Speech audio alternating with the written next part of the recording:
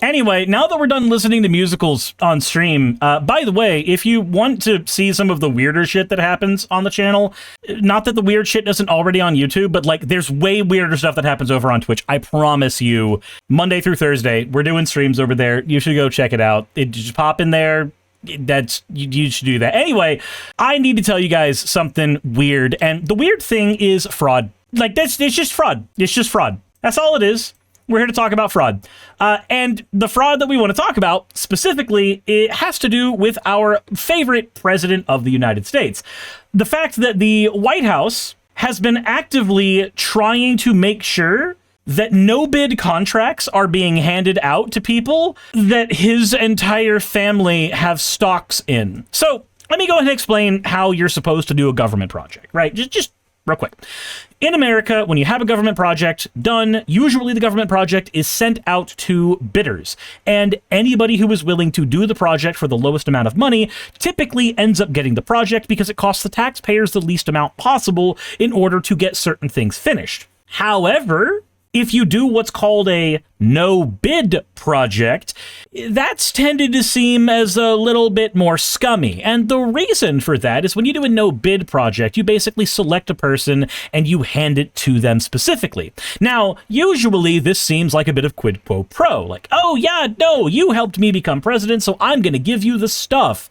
Which is illegal, by the way, but that hasn't mattered in a very long time here in America, hasn't it? But what's happening here is even more overt. You see, normally the way quid pro quo works when you're doing the no-bid contract thing is you hand a job to a contractor and you just funnel a bunch of extra money into it that they're probably not going to use on the project, but it fattens up their wallets, and so they're very happy that they supported you on the way to the presidency.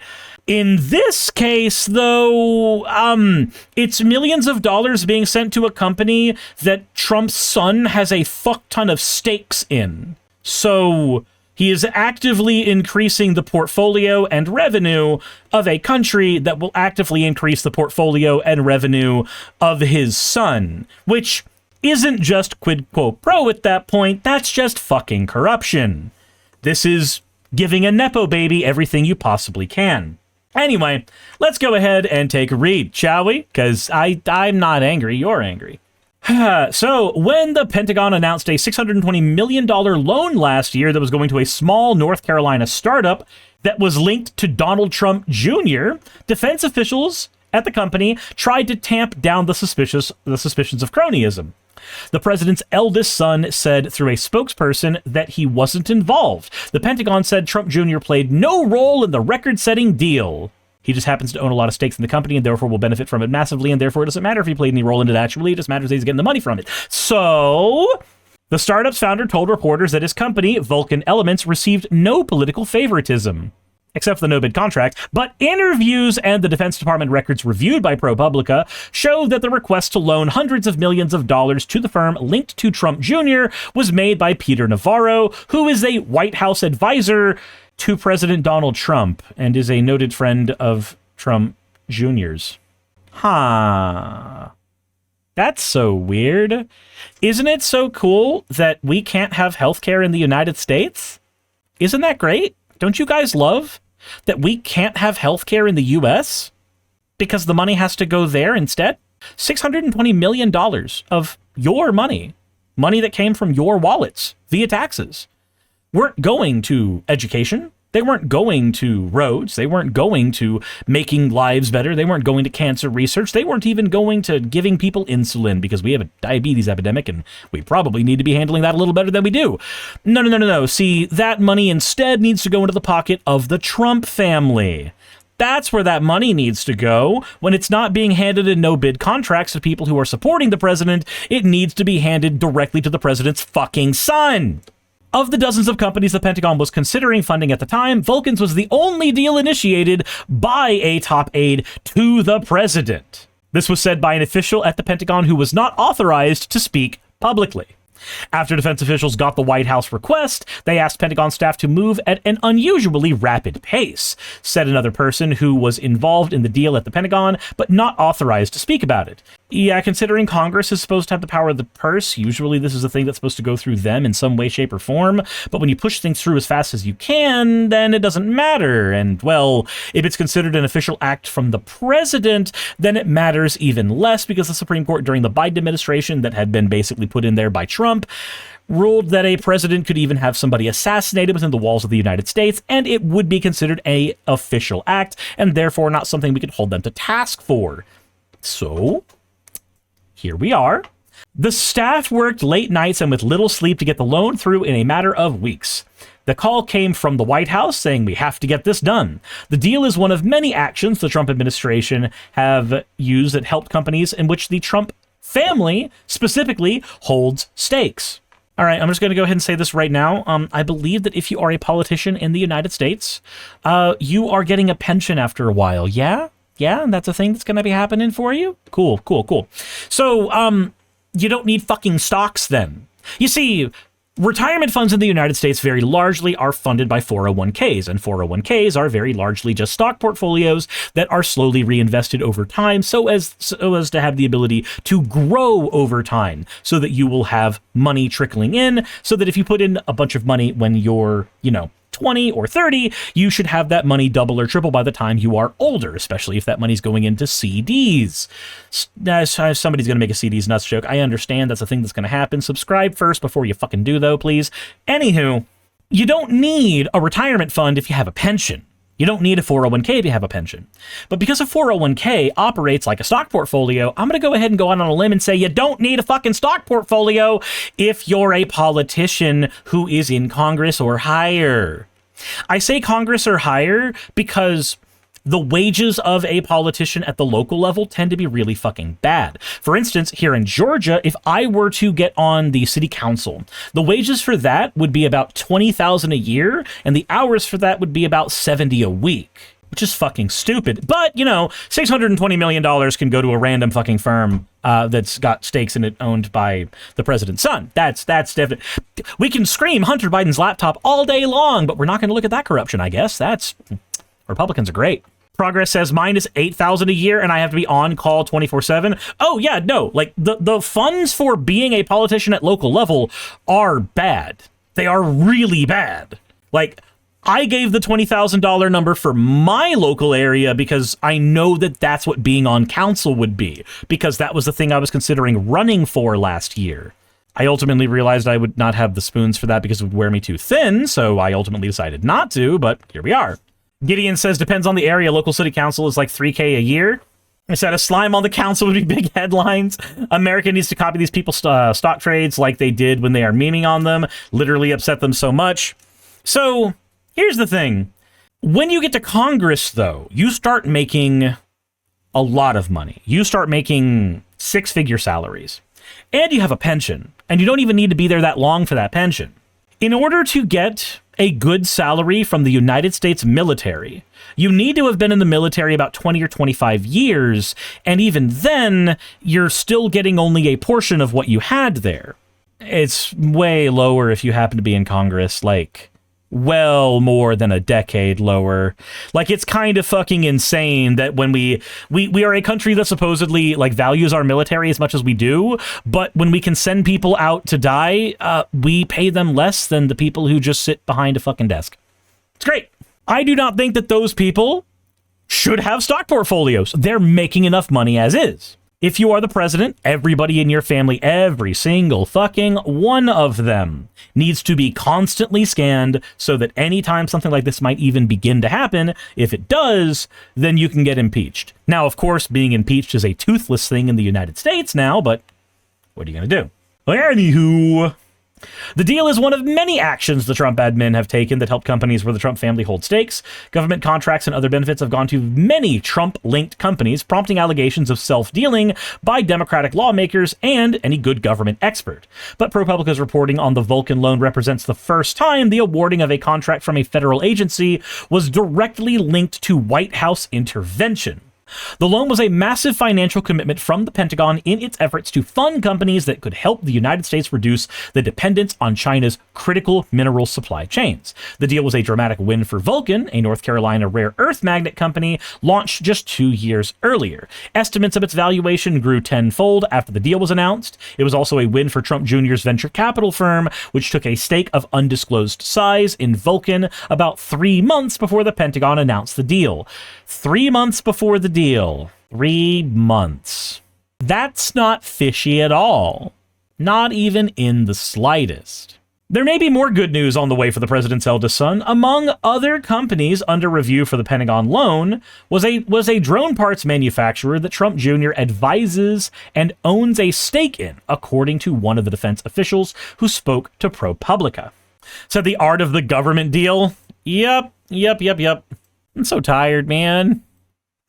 I'm so tired. This is all so stupid. Navarro, who served as a trade advisor in Trump's first term, and Trump's Jr. Have formed a close bond in recent years. The president's son visited Navarro in prison while he was served time for defying a subpoena from lawmakers investigating the January 6th Capitol riot. Guys, we're back to January 6th again! Oh my god, I'm so happy! We always find our way back here. Why do we find our way back here all the time? Why does it keep coming back to January fucking 6th? Why does it keep coming back to Donald Trump's beer putsch? Why do we keep doing this? So anyway, that's one scandal that's been going on. Would you like to know another? Because we have another one. Here, real quick, let's listen to Michael Wolff, who is the biographer for Donald Trump. Of the titled The Rise and Fall of the House of York. It's by a British journalist by the name of Andrew Loney. And it's about the pathetic life of Prince Andrew, but it is also about his connection to Donald Trump, Jeffrey Epstein, and Melania Trump. And in fact, it contains a passage in which Epstein is quoted, and this is from an interview apparently in 2007, where he says that he had sex with Melania a full year before Donald Trump commenced his relationship with Melania. The hardcover copy of the book was widely available yesterday, and it contains that passage. But the ebook and the audiobook, which were also released yesterday, do not contain that passage. So what happened here is that between the printing and the distribution of the book and its release is that Melania Trump started to send threatening legal letters to anyone who might connect her directly to Jeffrey Epstein. So let's TLDR it for you. There is nothing wrong with sex workers. I need to throw that down as a foundational statement. Now that I've thrown that down as a foundational statement, the first lady was a whore fucked by Jeffrey Epstein that was then passed on to Donald Trump like sloppy seconds. That's what's being said there. That's basically what's happening there. If anybody wants to pretend that Donald Trump was not expressly connected to Epstein, we can point out the DNA connections now. So the publishers, I mean, and this is hard to figure out exactly what they believe they have accomplished here, but clearly they published the book and clearly had it vetted by lawyers and decided it was legally sound. But then, in the face of Melania Trump's threats, they ran and hide. Of course they're going to run and hide because you have a fascist in the White House. And not like a funny ha we're using the word fascist to talk about any authoritarian, but like at least 14 of the 14 points from Umberto Eco all actually link up with Donald Trump. So, you know, I'm using the term very specifically there. I mean, it's kind of ostrich-like to think that they could put the book out and that the book can, the printed book can contain one thing and the other versions another, but that's not the point. The point is just panic. So we're at this moment in time when this information about Epstein and Trump and the Trumps is coming out, and yet at the same time, the White House is doing everything to stop it from coming out. And this is certainly an example in which they are successful. So, okay. Basically, TLDR, next scandal is Melania Trump was a previous lover, or was used, by Jeffrey Epstein, and then was passed on to Donald Trump. Almost like they were very, very, very intimately connected. So, Melania Trump has a friend of 20 some odd years who was actually taken by ICE recently, who had some words to say about this as well. Let me go ahead and just pull that up real quick for you.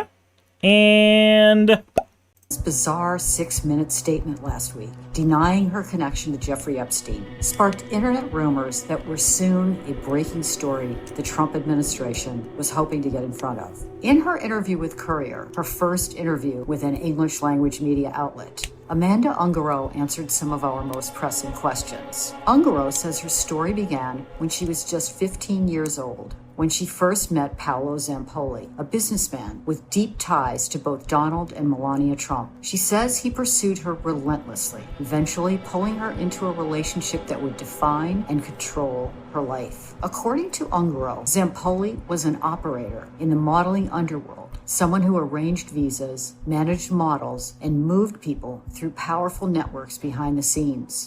so, you know how we always had jokes for years about Donald Trump having a mail order wife because he never could actually woo a woman who wasn't paid for?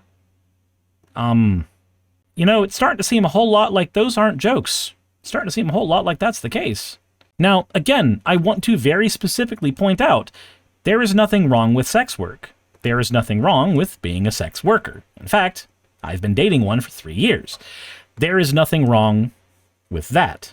But it is weird to be part of a party that is actively trying to remove the rights of sex workers and demonize them and do everything they can to ruin their lives, while also, being the person who bought a mail order bride. That's all I'm saying. Through him, she met Melania and Epstein and Donald Trump. Ungaro says Zampoli had ties to Jeffrey Epstein, although he denies this, and that he acted as a recruiter of young women like her. She also suggests that stories about relationships within this circle, including Melania's, were shaped by influence and long-term planning. Ungaro describes years of alleged abuse, psychological, physical, and sexual. She claims that she was surveilled, followed, and controlled. She says their home was filled with hidden devices, and that her life became something closer to captivity than partnership. In public, she was close to the most powerful people in America. Zampoli was so tight with Trump that the couple sat at the Trump table at both inaugurations and spent holidays with the Trump family, attended events at the White House, and gatherings at Mar-a-Lago. But that proximity to power did not help when Ungaro says Zampoli had her deported to Brazil and separated from her son. She is caught in an ongoing legal battle. She says Melania ignored her plea for help, and she says she's willing to testify before Congress. So, let me get this straight. The leopards ate your face. Do I have it right? Do I have that one, am I getting my details on that correct? Because I feel like I am here. This feels like another one of those situations where, oh no, Melania's my friend. Nothing would ever happen to me. Nothing bad would happen to me. They're doing it to everybody else, but they would never do it to me. Oh God, why am I being deported? That's all I'm getting from this. Melania's 6-minute statement may have been an attempt to shut something down, but it also might have revealed the weak link. Wingcaster says, I'm the wrong person to ask. I can't do anything straight. Look, I'm the wrong person to ask because apparently, based on my history, I can't do any one straight. In the Epstein cover-up. So, not only do we have a president who is actively trying to enrich everybody in his family, illegally, mind you, using taxpayer dollars, we also have a president who is actively trying to make the lives of people in the sex work industry worse through legislation and through demonization. Meanwhile, he's got a mail-order bride who's actively getting rid of anybody who could testify that she actually was one. They're all corrupt, every single one of them. Not a single one of them deserves any amount of leniency at all, in any way, shape, or form. It's also really funny that the only person that Donald Trump could sleep with was somebody that he spent money on. Hey, you made it to the end. I want to give an extra thanks to the patrons who allow me to do this full time. I want to thank Aaron Rail, Astral, Britzkrieg, Jemshin, Poundini, Red Joker, Victoria, Jonas, Craig, Tarika, Fireshard, Smiling GM, John, Dren Hadamada, Creeper, Sagitta, you know I'm not saying that last part, Sylvie Snow, Valis of Seraph, Ottoman Angel, Rooster Rachel, and Fire Panda, who are all my $20 and up patrons.